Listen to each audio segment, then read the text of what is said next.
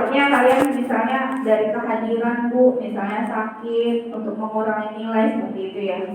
Lebih baik kalian susulan ataupun remedi ya kalau nilainya misalnya kalian tidak puas dengan nilai C. Oke, untuk tata tertib perkuliahan, Ibu di sini agak disiplin ya. Ibu tadi udah duduk di sini tapi kalian belum masuk. Hadir perkuliahan kalau bisa 5 menit sebelum. Oke.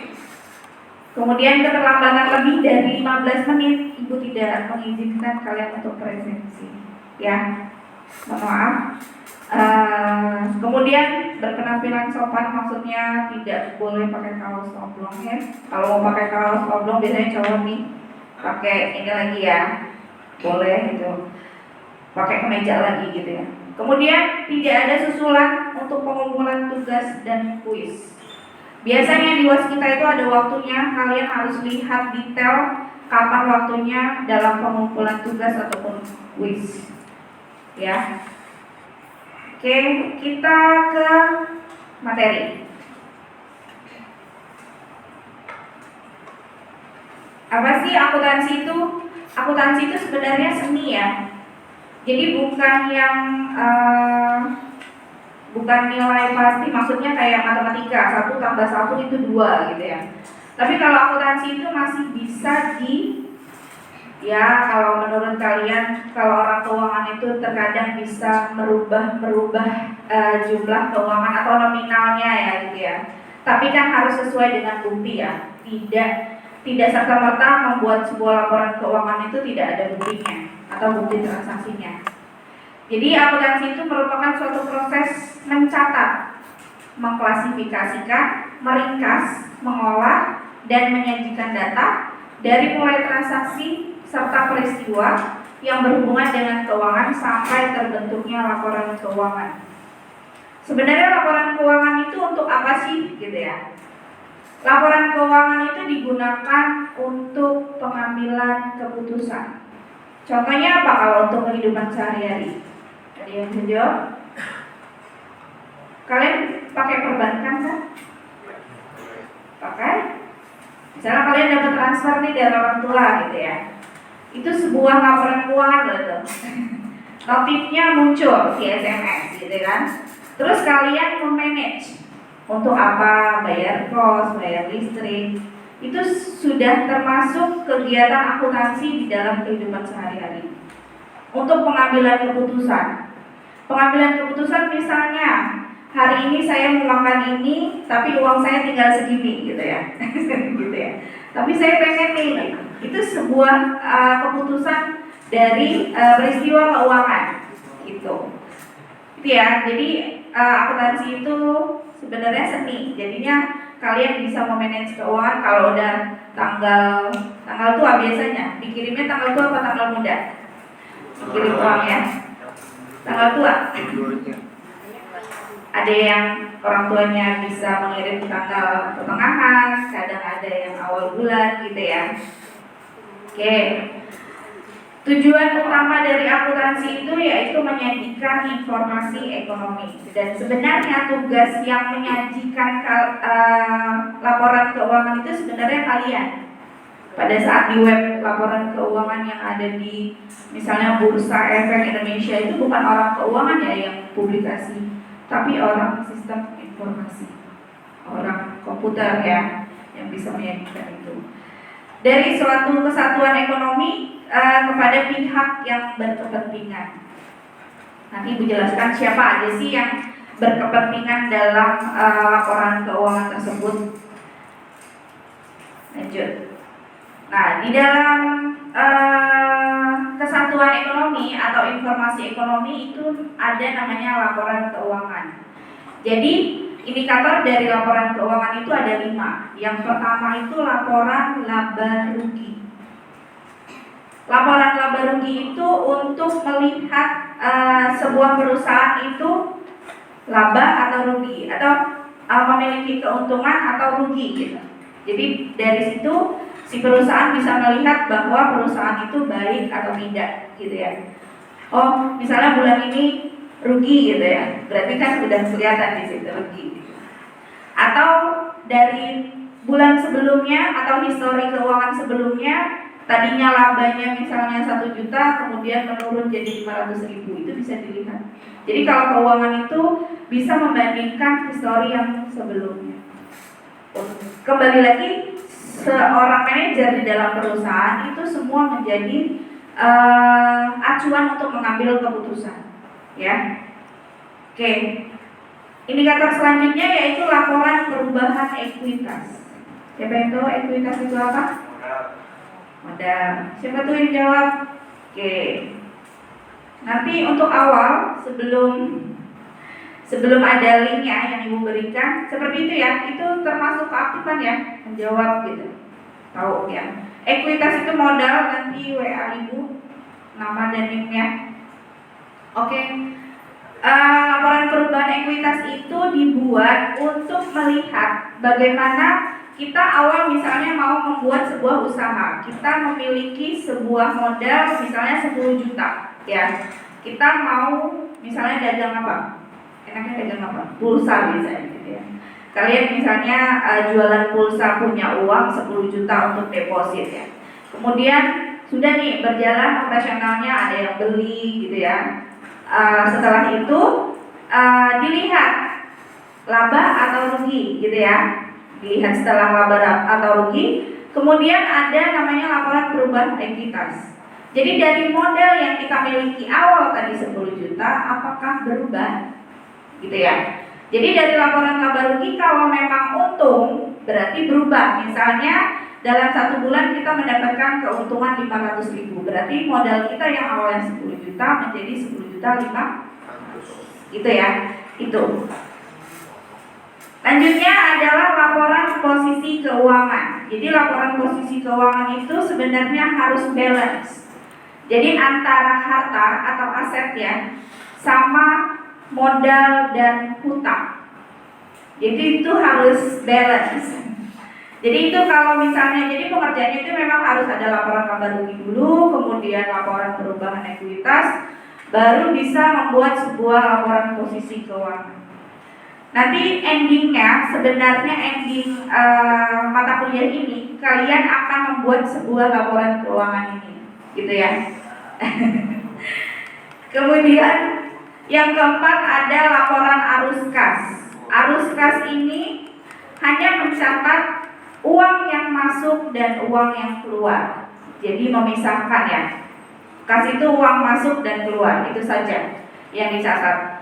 Kemudian ada catatan atas laporan keuangan. Biasanya catatan atas laporan keuangan ini kalau sudah jadi item 1, 2, 3, dan 4. Kemudian ada catatan. Catatan ini biasanya sih sebenarnya harusnya seorang ahli, namanya auditor. Pernah dengar auditor? Seorang audit. Orang yang mengaudit itu namanya auditor. Nah itu biasanya dia setelah melihat laporan keuangan di sebuah perusahaan, baik internal maupun eksternal, biasanya memberikan catatan. Apakah dalam pencatatan laporan keuangan itu sudah sesuai standar atau belum? Jadi kalau pencatatan laporan keuangan itu ada standarnya ya, namanya standar akuntansi keuangan. Jadi tidak bisa misalnya kayak laporan posisi keuangan, aset ditaruh di sebelah kanan dan utang ditaruh sebelah kiri, itu nggak boleh. Jadi kalau akuntansi itu memang sudah ada standar penulisannya, gitu ya. Misalnya debit, kredit kayak gitu, itu sudah ada standarnya. Oke, lanjut ya. Ada pertanyaan? Lanjut ya. Oke, di sini menjelaskan masing-masing item tadi di sini ya. Laporan laba rugi. Tadi sedikit sudah Ibu beritahukan bahwa laporan yang menyajikan penghasilan atau income yang diperoleh selama 1 periode akuntansi. Ingat, 1 periode akuntansi itu adalah 1 tahun. Makanya kalau orang keuangan tutup buku gitu ya. Nah itu namanya periode akuntansi. Jadi periode akuntansi itu Januari sampai Desember, gitu ya.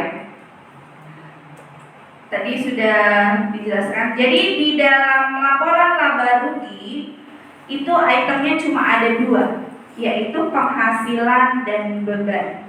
Beban itu biaya ya, kayak biaya listrik, biaya upah karyawan, seperti itu. Jadi intinya kalau laba rugi itu rumusnya hanya pendapatan dikurangi beban.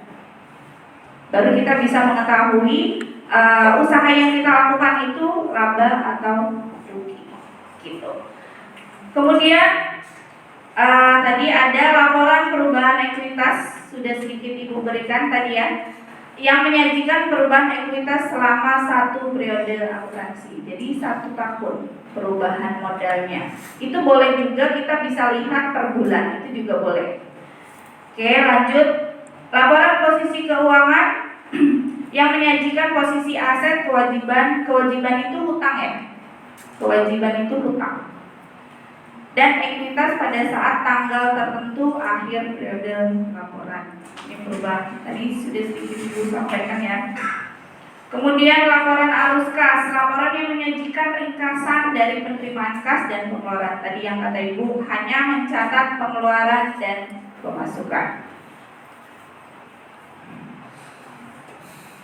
Jadi di catatan laporan, kemudian catatan laporan keuangan yang terakhir, item kelima tadi berisi informasi sebagai tambahan informasi yang disajikan dalam laporan keuangan dan memberikan penjelasan naratif. Jadi dideskriptifkan, dianalisa, gitu ya. Di catatan itu sebenarnya menganalisa dari hasil laporan keuangan yang 4 item tadi, laporan laba rugi, perubahan ekuitas, arus kas, dan apa satu lagi?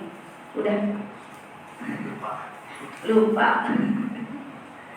Oke, kalian tahu jenis perusahaan. Di sini Ibu menjelaskan jenis perusahaan berdasarkan kegiatannya. Ya, perusahaan itu kalau berdasarkan kegiatan itu ada 3, yaitu perusahaan jasa, perusahaan apa lagi? Dagang, dan perusahaan manufaktur. Oke, penjelasan perusahaan jasa. Perusahaan jasa itu adalah kegiatan utamanya yaitu menyediakan layanan atau servis. Contohnya apa? Gojek, oke, pelayanan ya. Kalau nggak bagus pelayanannya dikasih bintang 1, nah itu perusahaan jasa atau ekspedisi seperti itu ya. Dikasih bintang 1. Terus perusahaan dagang.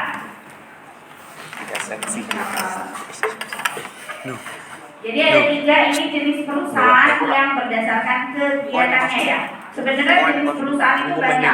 Ada perusahaan agraris kayak gitu. Tapi ini berdasarkan kegiatannya di mana memang membutuhkan sebuah laporan keuangan yang memang dibutuhkan dalam perusahaan. Kalau perusahaan dagang itu kegiatan utamanya yaitu membeli barang kemudian untuk dijual kembali. Jadi tanpa merubah. Contohnya apa? Indomaret, Alfamart. Oke, itu perusahaan dagang. Lebih tepatnya sih nirlaba ya. Gitu. Jadi kalau perusahaan dagang itu misalnya kalian mau dagang, ini mengumpamakan kalian ya, dagang sebuah kaos. Kaos pertama kalian belinya polos gitu ya. Kemudian kalian perindah gitu dengan sablon apa seperti itu ya. Itu sebenarnya perusahaan dagang. Kemudian kalian kemas dengan bagus gitu ya. Tapi kan kalian tidak menjahit, udah jadi kaosnya gitu. Nah itu perusahaan dagang. Atau membeli mug kayak gitu, dijual kembali, ada apanya, itu perusahaan dagang. Beda halnya dengan perusahaan manufaktur. Kalau perusahaan manufaktur itu adalah perusahaan yang kegiatannya merubah bahan baku menjadi sebuah produk. Contohnya Pertamina. Banyak loh. Yang buat kursi ini ya kan, mebel. Dari kayu diproses jadi kursi, jadi meja. Nah itu manufaktur.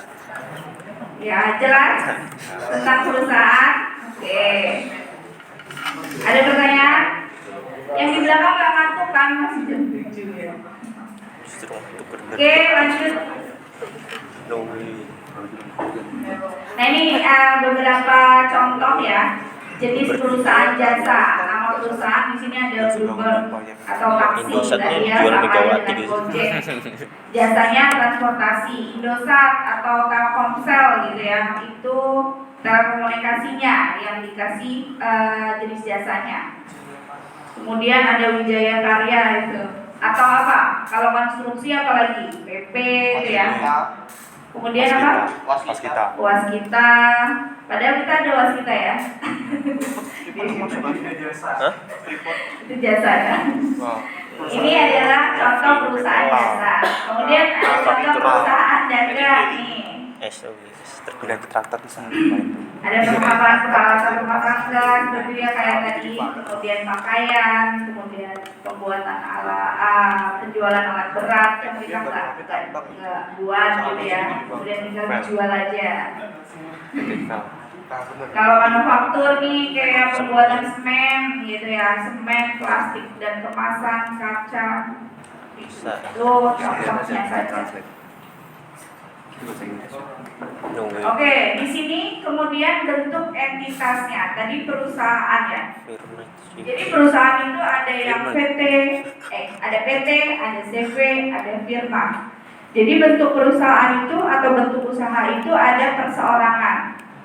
Maksudnya usaha yang sendirian. Iya, memang sendirian. Usaha yang didirikan oleh perorangan atau bisa berdiri sendiri ya, satu orang. Kalau persekutuan apa? Itu ada CV dan firma. Perusahaan yang didirikan lebih dari satu orang. Oke. Ini sebenarnya masih perorangan ya, maksudnya join kayak gitu ya. Kemudian ada bentuk entitas korporasi. Korporasi itu lebih besar lagi ya. Jadi di PT. Jadi kalau korporasi ini biasanya bentuk usahanya atau yang didirikan dari berbagai perusahaan, gitu ya.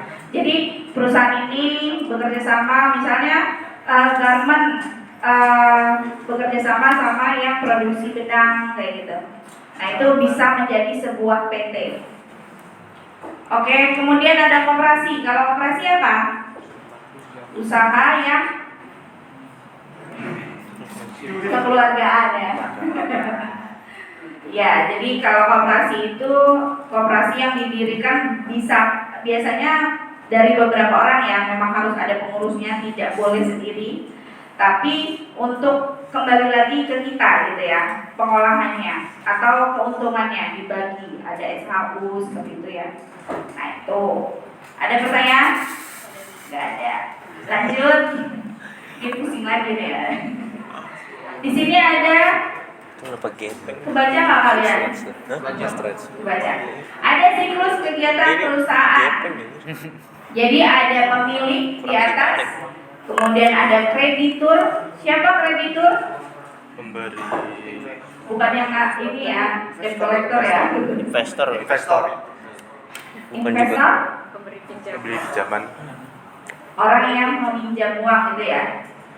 Iya. Kreditur itu siapa? Memberikan dana. Di situ ada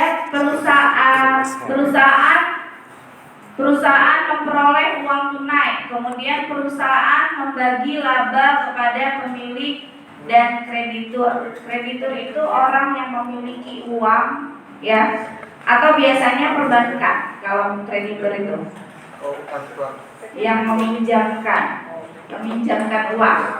Ya tidak harus perbankan ya, banyak ya sekarang lembaga-lembaga keuangan yang meminjamkan uang, termasuk pinjol. Kalian kenalnya dengan pinjol ya. Itu kreditur. Kemudian di sini ada perusahaan yang mengubah uang tunai menjadi aktiva produksi. Aktiva itu adalah aset. Ya. Kemudian ada perusahaan menjual barang dan jasa menjadi uang tunai. Kemudian ada aktiva produksi atau aset produksi, yaitu ada pabrik, peralatan, kemudian perlengkapan. Nah, saya mau tahu, kalian tahu nggak bedanya perlengkapan dan peralatan? Apa bedanya? Ayo, angkat tangan. Dapat 1 poin. Apa bedanya? Ya. Kalau peralatan itu yang buat melakukan sesuatu, kalau perlengkapan itu yang buat orang yang melakukan sesuatu. Kayak masker, misalnya dokter alatnya itu suntikan, perlengkapan masker. Pendukung. Jadi contohnya dokter gitu ya. Dokter alatnya yaitu alat suntik gitu ya. Kemudian perlengkapannya masker. Jadi Jadi kalau peralatan itu adalah alat yang digunakan untuk melakukan kegiatan. Benar sebenarnya seperti dokter, alatnya yaitu suntikan. Kalau kalian misalnya kalau bekerja, alatnya yaitu Komputer. PC gitu ya. Ada meja. Kalau di pabrikasi atau pabrik itu ada mesin, ya. Jadi nilai ekonominya atau nilainya itu bisa jangka panjang kalau peralatan. Tapi kalau perlengkapan itu adalah bahan habis pakai. Jadi setelah dipakai ya diisi ulang gitu. Kayak tinta, kayak seperti ini adalah bentuk ininya adalah ini perlengkapan atau peralatan? Peralatan. Tapi ada perlengkapannya yaitu isi ulangnya. Berarti tintanya yang perlengkapan. Gitu ya. Ngerti?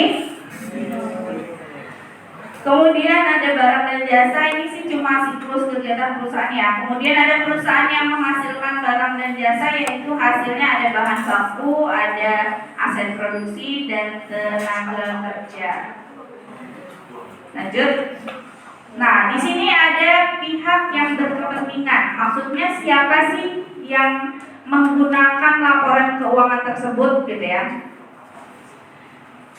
Ada pihak eksternal. Siapa pihak eksternal? Yaitu pihak eksternal ini adalah menilai keuangan secara keseluruhan. Biasanya siapa eksternal? Tadi ada kreditor atau investor?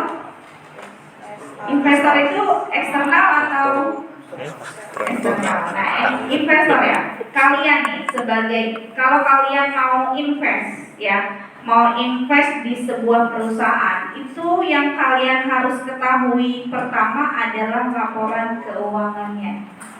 Bagaimana sih arus kasnya? Nah, pentingnya kalian untuk belajar akuntansi itu salah satunya itu ya. Kalau kalian mau berinvestasi di sebuah perusahaan atau misalnya punya teman punya usaha nih, aku butuh modal nih untuk nambahin usaha saya. Nah, kalian yang pertama kalian lakukan adalah melihat laporan keuangannya. Seperti apa? Untung atau rugi, gitu ya. Itu pihak eksternal. Kalau investor ya sama tadi, investor itu sebenarnya yang kita mau menanamkan modal, baik sama teman mau sama perusahaan, seperti itu. Jadi kita harus tahu dulu bagaimana laporan keuangannya. Kemudian internal. Jadi internal itu laporan keuangan itu digunakan untuk perencanaan, pengkoordinasian, pengarahan, pengevaluasian, dan pengendalian. Kalau perencanaan pasti ya, setiap usaha yang awal didirikan yaitu butuh modal. Untuk apa saja seperti itu kan pasti kita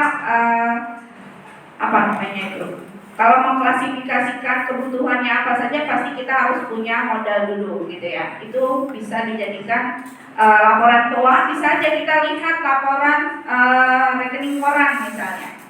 Ya, punya kita sendiri, oh uang saya udah segini nih gitu. Saya bisa nih bangun sebuah perusahaan gitu. Itu bisa dijadikan perencanaan. Kemudian koordinasian kalau di dalam sebuah perusahaan penting ya. Misalnya gini, untuk Sebuah perusahaan ingin mengurangi karyawannya. Itu yang dilihat pertama adalah laporan keuangan. Ya, laporan keuangan untuk mengurangi, misalnya kalau PT kayak gitu yang mengurangi ribuan karyawan, itu tidak serta-merta karena misalnya karena saya udah mau mengurangi aja gitu ownernya, itu tidak ya. Itu bisa dilihat dari arus kas pendapatan perusahaan tersebut gitu. Atau mengurangi produk. Kalian pernah beli ciki? Pernah ya pastinya. Kalau promosi awal itu kalian beli ciki isinya banyak ya?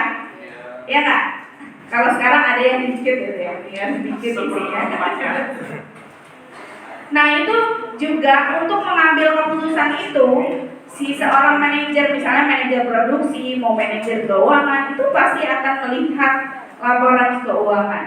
Wah, bahan bakunya naik nih, apa yang harganya tetap tapi dikurangi kuantitasnya, gitu. Banyak ya kegunaannya akuntansi. Kemudian untuk pengarahan, mengevaluasi pasti, kemudian untuk pengendalian. Jadi makanya kalau laporan keuangan itu digunakan atau dibuat sambil membandingkan dengan laporan keuangan sebelumnya atau histori. Jadi bukan melihat masa lalu tapi bukan melihat masa datang tapi melihat masa lalu. Kalian jangan melihat lagi masa lalu ya. Kemudian di sini pemakai informasi akuntansi. Nah ini, yang pertama karyawan. Kenapa karyawan butuh melihat laporan keuangan? Untuk apa? Karena laporan keuangan perusahaan itu tidak ditutup-tutupi ya. Pasti bisa dilihat, bisa diakses siapapun, baik eksternal maupun internal tadi. Untuk apa? Karyawan melihat laporan keuangan perusahaan misalnya. Ya, bisa jadi untuk membandingkan ya. Misalnya dia tahu nih, misalnya ada batu loncatan perusahaan yang lebih bagus misalnya gitu ya. Dia mau pindah nih ke sana gitu. Dia lihat dulu nih arus kasnya seperti apa, labanya sebenarnya di sana lebih bagus tapi penghasilannya yang nggak sebagus dengan tempat kita yang tadinya gitu ya. Itu bisa jadi keputusan si karyawan untuk pindah tempat pekerjaan, itu bisa. Kemudian pemasok. Siapa pemasok? Yang menyuplai barang ya. Pemasok itu juga harus mengetahui laporan keuangan dalam perusahaan tersebut. Apabila pemasok itu memberikan perusahaan tersebut atau mengirim barang tersebut dengan secara kredit, maksudnya utang gitu ya, perusahaan itu utang. Nah dia juga harus tahu, ini pembayarannya beberapa bulan terakhir memang lancar, laporan keuangannya memang bagus gitu. Jadi tingkat kepercayaan si pemasok itu lebih tinggi kalau sudah melihat laporan keuangan, gitu ya. Kemudian ada pelanggan. Kenapa nih si pelanggan? Untuk apa? Hah? Ayo. Ini masih ngantuk apa gimana nih? Ngantuk ya, masih ngantuk belajar keuangan. Apalagi nanti yang SI05, yang SI5 itu sore. Itu tambah ngantuk kayaknya. Ya, pelanggan ini sebenarnya bisa saja dia sebagai pengguna jasa, bisa saja ya. Atau bisa jadi customer. Itu juga bisa menggunakan laporan keuangan atau informasi laporan keuangan. Misalnya kalian beli di Indomaret ya, keluar struknya itu udah termasuk laporan keuangan ya. Apa saja yang memang dibeli gitu, yang dibeli gitu ya. Kemudian ada investor, pasti ya, kalau investor itu pasti membutuhkan. Kemudian ada kreditur. Kreditur tadi siapa? Perbankan. Jadi perbankan itu mau mengeluarkan uang ya, mau meminjamkan uang kepada pengusaha misalnya ya. Pengusaha itu pasti akan syarat salah satunya adalah laporan keuangan usahanya. Ya, jadi ini juga bisa jadi keputusan arus kasnya juga tadi ya. Perusahaan ini, oh misalnya walaupun UMKM tapi penghasilan perharinya misalnya, oh dia bisa bayar nih dengan angsuran seperti ini. Itu bisa jadi keputusan juga, pengambilan keputusan. Masyarakat tentunya. Masyarakat kalau di Bursa Efek Indonesia itu kan di layar itu ya, itu semua orang bisa lihat. Masyarakat bisa lihat bagaimana pertumbuhan dan kaitannya nanti dengan kita mau berinvestasi. Kemudian ada pemerintah. Pemerintah juga membuat laporan keuangan ya, membuat RAB, kemudian laporan APBN seperti itu semuanya kaitannya dengan keuangan. Oke, ada berapa tuh? 1, 2, 3, 4, 5, 6, 7. Yaitu pengguna atau pemakai informasi akuntansi. Para pengguna tersebut menggunakan informasi dalam laporan keuangan untuk pengambilan keputusan. Kembali lagi. Oke, kita lanjut ke 3, transaksi keuangan. Transaksi keuangan itu juga ada transaksi eksternal, yaitu transaksi yang terjadi antara perusahaan dengan pihak luar, antara perusahaan dengan pemasok gitu ya, penjual barang, kemudian pelunasan hutang itu. Kemudian transaksi internal, transaksi yang terjadi dalam unit perusahaan atau kegiatan perusahaan. Misalnya bagian produksi mau membeli atau membayar pemasok, itu pasti akan bertransaksi kepada bendahara yang mengeluarkan uang, mengeluarkan kwitansi, itu pasti ada transaksinya. Kemudian transaksi operasi, transaksi yang berkaitan dengan kegiatan perusahaan dalam rangka menciptakan pendapatan, pasti ya operasional. Kemudian transaksi modal, yaitu transaksi yang berkaitan dengan memperoleh dana untuk membiayai kegiatan. Intinya membuat sebuah usaha yang pertama harus dimiliki adalah modal. Lanjut ya. Pilihan profesi. Nah, profesi yang ada di akuntansi itu apa aja sih gitu ya.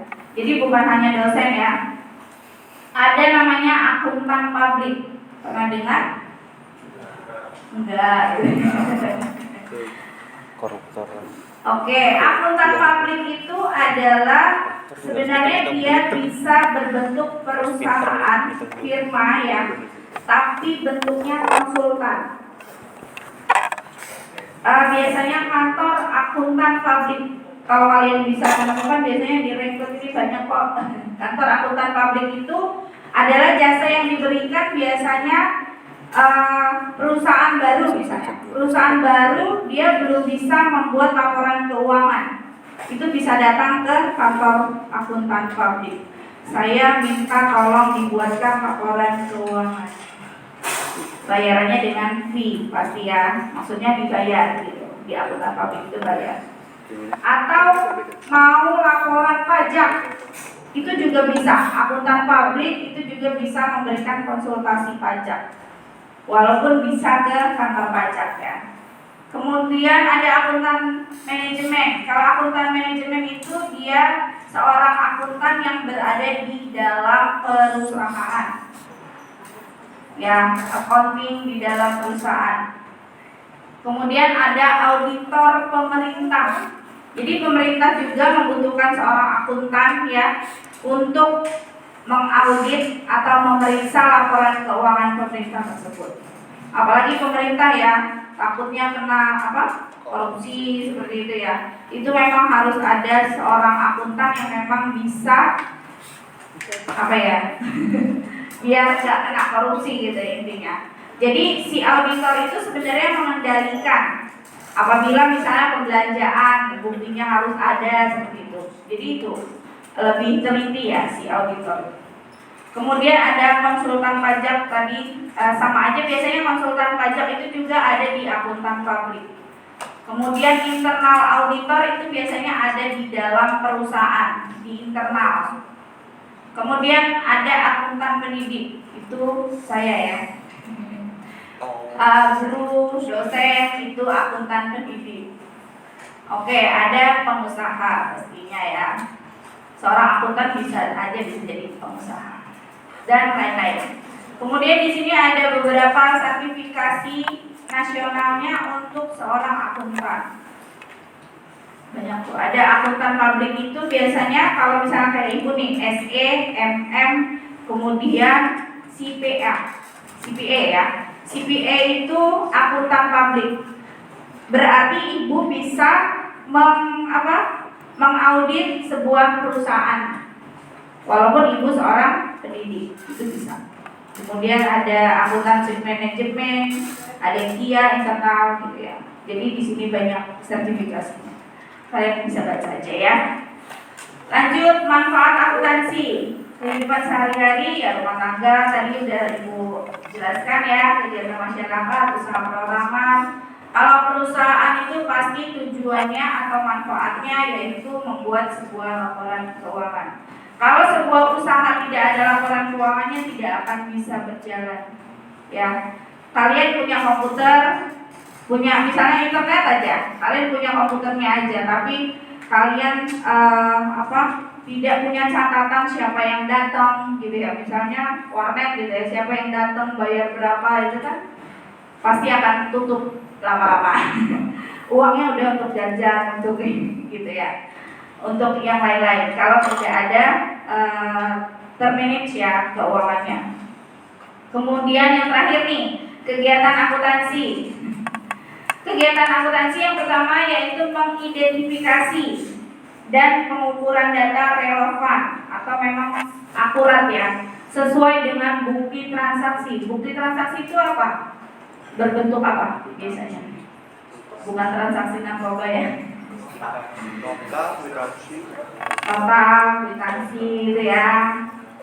Biasanya buat LPG pasti tahu ya. Itu pertanggungjawaban. Itu harus akurat, harus relevan, harus sesuai. Kemudian pemrosesan data dan kemudian pelaporan informasi yang dihasilkan. Kemudian mengkomunikasikan informasi kepada pemakai laporan. Sampai sini ada pertanyaan? Terima kasih. Jadi udah tahu ya akuntansi itu apa? Apa akuntansi itu? Pusing nggak? Pusing ya? Biasanya kalian langsung di komputer ngerjain apa gitu ya. Tapi ini bisa dijadikan misalnya nanti siapa tahu dosen kalian mengadakan pengabdian kepada masyarakat, membuat sebuah aplikasi keuangan. Nah itu kalian harus tahu item-item apa yang harus dibuat. Ya, oke. Apakah ada yang baru datang juga? Siapa yang baru datang tadi? Saya kasih tahu ya, kalau lebih dari 15 menit lebih baik tidak usah masuk kelas saya ya. Karena saya tidak akan. Tapi kalau untuk sekarang nggak apa-apa ya. Untuk presensi ya. Untuk kedisiplinan kalian sih sebenarnya bukan untuk ibu ya. Oke, silakan yang mau presensi.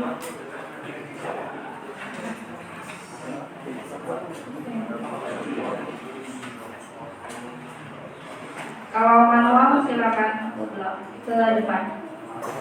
Oke, kalau tidak ada pertanyaan, Ibu akhiri untuk pertemuan hari ini. Semoga tidak bosan dengan akuntansinya.